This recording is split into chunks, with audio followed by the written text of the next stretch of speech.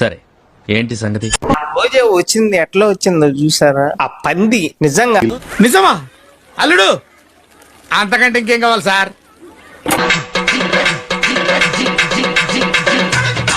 ఏమో రాబాయ్, ఎవరు నమ్మాలో ఎవరు నమ్మకూడదో తెలుస్తుంది.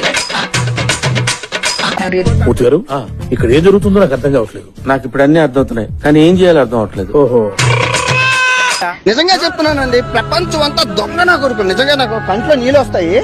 దొంగ నా కొడుకులండి, దొంగ ఎవరిని నమ్మడానికి వీల్లేదు. అడవి పంది కనుక దాని పందిని కోసినట్టు గొయ్యాల, ఈ పందిని కూడా గట్టేసి వలేసి పంది వేసేసాడు, బాగా వేసేసాడు.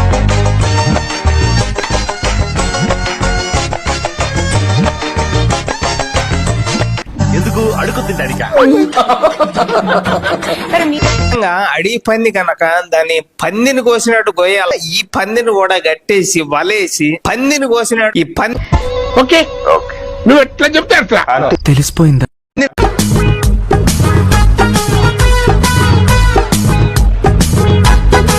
కొన్ని చెప్పుకోలేము సార్, అలాగని చెప్పకుండా ఉండలేము. పంది తిన్నట్టు తింటా. దెబ్బ మీద దెబ్బ, దున్న మీద పుండుని కాకి పొడుస్తున్నట్టు పొడుస్తున్నారా? నువ్వేమో ఆడికి పోతివి, నువ్వు ఇప్పుడేమో ఆడ చిక్కటి చెరువు నవ్వుతో నవ్వుతీవి. ఇంక శవాలు మనకు కనపడినాయంటే ఆడ శవం కనపడినా కూడా ఆడ మనం ఖచ్చితంగా ఉండాల్సి వచ్చాయి.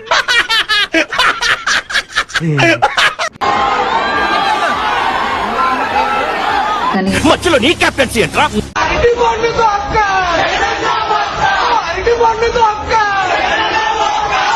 ఈ మాత్రం హిట్ ఇస్తే చాలు, చెలరేగిపోతారు.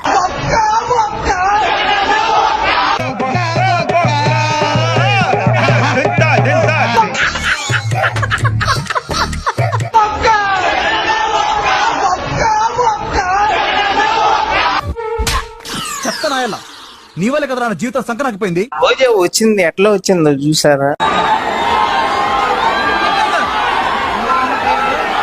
స్వామి వివేకానంద కళ్ళ కనమన్నాడు కానీ కథలు జగమనలేదు.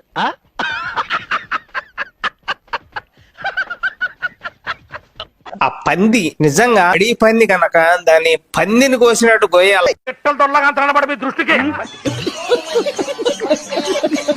ఈ పందిని కూడా గట్టేసి వలేసి. ఏంటి బాబా అన్న? అడవి పంది కనుక దాని పందిని కోసినట్టు గొయ్యాల, ఈ పందిని కూడా గట్టేసి వలేసి.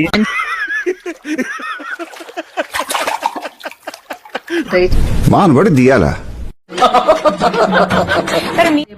ఈ కార్యక్రమం ఇంతటితో సమాప్తం. రేపు ఇదే అలవాసులపై మళ్ళీ కలుసుకుందాం. అంతవరకు సెలవు మరి.